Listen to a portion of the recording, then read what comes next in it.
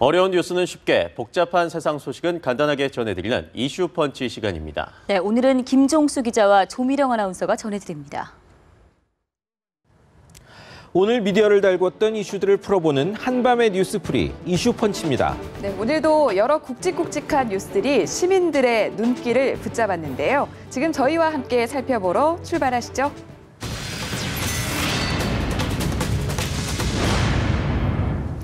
연말정산, 연초부터 월급쟁이들 화 돋우고 재보선 앞둔 정치권까지 화들짝 놀라게 했던 뜨거운 이슈였죠. 네, 선거를 앞둔 정치권의 압박에 머리를 짜내던 정부가 오늘 대책을 내놨습니다.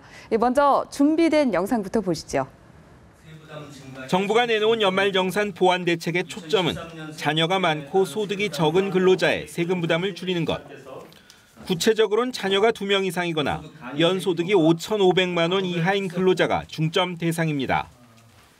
자녀가 3명 이상이면 연초 연말정산에선 셋째 자녀부터 한 명당 20만 원의 세액공제가 적용됐지만 이를 30만 원으로 늘립니다. 또 6살 이하 자녀가 2명 이상이면 2명째부터 한 명당 15만 원, 출산이나 입양은 한 명당 30만 원씩 세금을 깎아주는 제도도 부활했습니다. 연금저축 세액 공제율도 12%에서 15%로 높아지는데 근로자는 급여 5,500만 원 이하, 사업자는 종합소득 4천만 원 이하만 대상입니다. 저소득층 노후 대책을 돕자는 겁니다.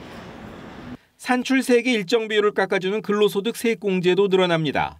지금은 세액 50만 원 이하인 55%, 초과인 30%가 감면되는데 이 기준이 130만 원으로 바뀌면서 346만 명이 혜택을 볼 전망입니다.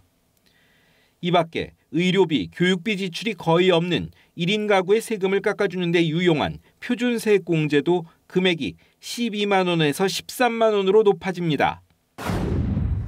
네, 영상을 봤는데 김 기자, 그러니까 이 세금을 얼마나 덜 낸다는 겁니까? 네, 조금 전 보신 대책을 지난해분 연말정산에 소급 적용하면 다음 달에 근로자 541만 명이 평균 8만 원 정도 돌려받을 전망입니다. 연초에 연말정산한 사람이 1,600만 명 정도니까요. 네. 3명 중 1명 정도 돌려받는 셈입니다. 네. 물론 국회가 소득세법을 소급 적용하는 쪽으로 제때 개정한다는 전제 하에서입니다. 네, 그런데 논란에 비하면 뭐랄까요? 조금 싱겁지 않나 이런 생각도 드는데요. 네, 그런 느낌이 좀 있죠. 네. 그럼 정부가 분석했다는 연말정산 전체 내역과 관련한 영상을 보시죠. 지난 2월 월급 봉투를 받아본 직장인들 사이에선 적잖은 불만이 터져나왔습니다. 바뀐 세법으로 연말정산을 처음 해보니 13월에 보너스라는 환급금이 줄거나 아예 토해냈다는 것이었습니다. 하지만 정부의 분석은 달랐습니다. 1,600여만 명의 연말정산 내역을 모두 조사해보니 세 부담이 늘어난 사람이 많지 않다는 겁니다. 5,500만 이하 근로자는 85%는 2013년 세법 개정으로 세액 부담이 늘지는 않았지만은 실제 연봉 5,500만 원 이하 근로자는 1인당 평균 3만 1,000원 줄었고 연봉 5,500만 원에서 7천만 원인 근로자는 3천 원, 7천만 원 이상은 109만 원을 더 냈다는 것이 정부의 분석입니다. 공제 항목이 적어 싱글세 논란까지 불거진 1인 가구도 15%만 평균 8만 원 늘었고 51%는 5만 원 정도 세부담이 줄었다는 추계가 나왔습니다. 네, 그러니까 정부 이야기는 별 문제가 없다는 것 같은데요. 하지만 반론도 있습니다. 네. 납세자 연맹의 반박을 보면 정부는 지난해 급여 5,500만 원 이하에서 세금이 늘어난 경우가 15%라는데요.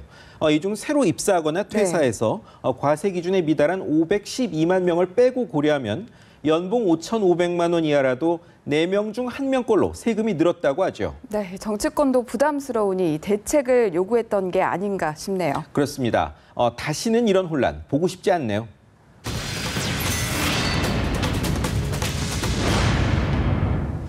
조미령 아나운서, 네. 지금 저 뒤에 보이는 책이 무슨 책인지 아십니까? 네, 푸른색 배경에 외교 청서라고 써 있는데요. 네, 그렇습니다. 네. 일본 외무성이 매년 자국의 외교 정책 전반을 알리기 위해 펴내는 외교 청서입니다. 네, 김 기자, 그런데 우리나라도 그렇고요. 많은 나라들이 이런 류의 책을 외교 백서라고 하지 않습니까? 하얀색 표지를 붙여서 말이죠. 네, 맞습니다. 하지만 영국, 그리고 영국에서도 의회 보고서가 저렇게 푸른 표지를 써서 청서라고 하는데요. 네. 근대화 과정에서 유럽의 영향을 강하게 받은 일본은 외교에 대해선 청서를 펴냅니다. 네. 지금 저책이 문제를 일으키고 있습니다. 또 독도 도발입니다. 네, 정말 지겹습니다. 이 수십 년을 말도 안 되는 소리를 하더니 어제는 교과서, 오늘은 또 외교 청서입니까? 네, 그렇죠. 외교 청서를 통해 어떤 떼쓰기에 나섰는지 준비된 영상 보시겠습니다. 기시다 후미오 일본 외무상은 7일 독도가 일본 고유 영토라는 일방적인 주장을 담은 2015년판 외교 청서를 국무회의에 보고했습니다. 외교 백서격인 외교 청서는 독도에 대해 역사적 사실에 비춰봐도 국제법상으로도 명백한 일본 고유의 영토라는 기술을 담았습니다. 올해 외교 청서는 또 한국 부분에서 작년 청서에는 포함됐던 자유민주주의, 기본적 인권 등 기본적인 가치와 이익을 공유한다는 표현을 삭제했습니다. 다만 한국이 가장 중요한 이웃 국가라는 표현은 유지했습니다. 일본 정부는 이런 내용의 외교 청서 전문을 9년 만에 영문판으로 만들기로 했습니다. 해외 홍보 강화를 의식한 것으로 보입니다. 네, 제가 직접 보진 못했지만 제가 알기로는 이 맑은 날에는 울릉도에서 독도가 보인다고 하는데 네. 도대체 눈에 보이는 땅이 자기네 땅이라고 떼쓰는 거 정말 지나치지 않나 싶네요. 네, 그렇습니다. 과연 일본이 우방이자 이웃으로 지낼 의사가 있긴 한지 의심스러울 지경인데요. 정부도 강하게 비판했습니다. 내용 한번 들어보시죠. 우리 정부의 거듭된 경고에도 불구하고 어제 일본 정부는 역사적 사실을 왜곡, 축소, 누락 기술한 중학교과서를 검정 통과시키는 도발을 감행한 데 이어 오늘 독도, 일본군 위안부 피해자 문제 등에 관한 부당한 주장을 담은 외교 청서를 또다시 가기 결정하는 역사퇴행적 행보를 반복하였다.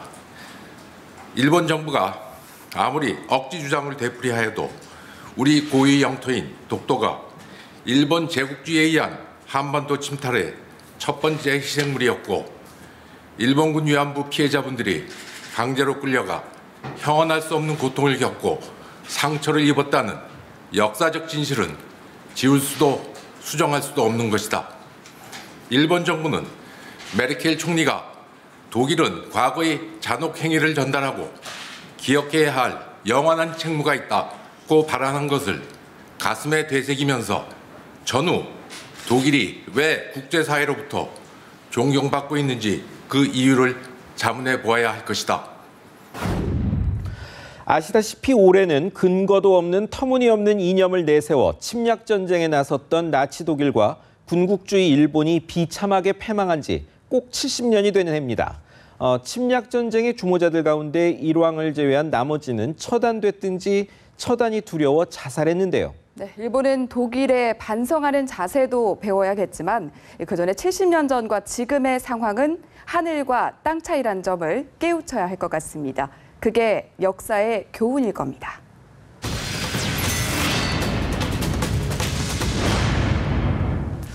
지난달부터 시작된 검찰의 재개 수사, 며칠 지날 때마다 수사가 확대되거나 새 회사가 수사 대상이 되니 정말 검찰이 어디까지 가자는 건지 모를 지경인데요. 네, 이번 주 들어서도 강도가 점점 더 높아지고 있는 것 같습니다. 박범은 전 청와대 교육문화수석에 대한 수사가 두산그룹 전반에 대한 수사로 확대될 조짐입니다. 먼저 준비된 영상부터 보시겠습니다. 박범은 전 수석이 받고 있는 혐의는 직권남용입니다. 청와대에 재직하던 2011년 중앙대의 본교 분교 통합과 적십자 간호대 인수 과정에서 중앙대에 특혜를 주도록 교육부에 외압을 넣었다는 게 핵심입니다. 검찰은 이런 인수합병이 의결된 2011년 4월 28일자 이사회 회의록을 점검했는데 모든 실무가 중앙대 이사장인 박용성 두산중공업 회장에게 위임된 사실을 확인했습니다. 두산그룹의 중앙대 인수를 이끈 박 회장이 간호대 합병 또한 도맡을 수 있도록 이사회가 힘을 실어준 겁니다. 전문대였던 적십자 간호대가 정원을 줄이지 않아도 합병될 수 있게 교육부가 제약을 풀어주는 과정에서 박 전 수석의 입김이 작용했다는 게 검찰의 판단입니다. 물증이 끊임없이 쏟아지면서 검찰 수사도 속도를 내고 있습니다. 네, 김 기자, 이 내용을 보니까 박 전 수석이나 교육부 말고도 이 두산 쪽도 수사가 불가피해 보이는데요. 네, 그렇습니다. 두산은 회사와 중앙대가 별개라고 하는데 하지만 어제 이태희 전 두산 사장이 소환됐고요. 검찰에선 다른 인물을 소환할 수 있다고 하는데 그 마지막은 결국 박용성 두산중공업 회장이 아니겠느냐는 관측이 지배적입니다. 네, 재계 사정의 신호탄격이었던 포스코 수사도 속도를 내고 있죠. 그렇습니다. 오늘 검찰이 포스코의 선재를 납품하는 협력사를 압수수색했습니다. 먼저 준비된 영상 보시죠. 서울중앙지검 특수 2부가 포스코 거래사인 코스틸의 서울 사무실과 포항 공장 등 10여 곳을 전격 압수수색했습니다. 이명박 정부 핵심 인사들과 친분이 두터운 것으로 알려진 박재천 코스틸 회장은 업무상 횡령 배임 혐의를 적용해 출국 금지했습니다.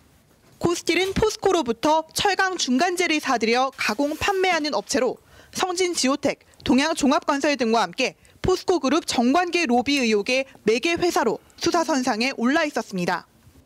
검찰은 포스코 그룹이 코스틸과 거래하는 과정에서 재무 기록을 조작해 비자금을 만들고 탈세를 저지른 것으로 보고 있습니다.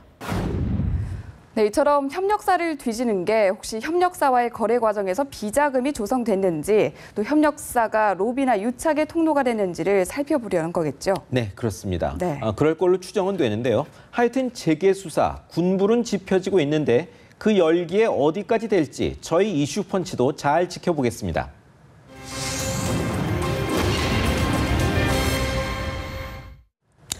오늘 이슈펀치가 다룬 뉴스들은 모두 다른 곳에서 다른 형태로 일어난 일입니다만 과거 정권과 기업의 잘못이든 또 외교상 억지든 문제 있는 세금이든 반드시 고쳐야 할 대상이란 데는 공통점이 있는 것 같습니다. 네, 저희 이슈펀치는 매일매일 이런 이슈들을 꼼꼼히 짚어보겠습니다.